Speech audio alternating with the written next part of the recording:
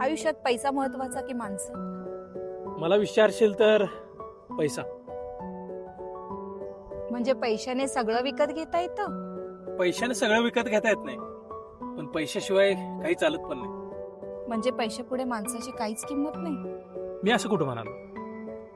माणसं महत्वाची आहेतच, पण आजच्या या कलियुगामध्ये माणसं भेटतात कुठं? इथं भेटतात त्या फक्त माणसांच्या गरजा. तुझ्याकडून जे काही मिळतंय तोपर्यंत ते तुझ्यासोबत राहतील, आणि एकदा का मिळायचं बंद झालं की ती सोडून जातील. विषयांतर होतोय. यात गरजेचा सिद्धांत कुठून आणलास?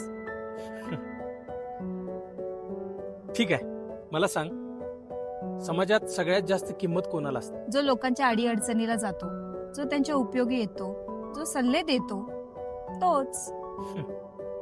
हे आपल्या लहानपणी असायचं. आता प्रतिष्ठेची परिभाषा बदललेली आहे. आता लोकांचा बंगला किती मोठा, त्याच्याकडे गाडी कुठली, तो लोकांच्या वरती पैसे किती खर्च करतो, यावरून त्याची प्रतिष्ठा ठरवली जाते.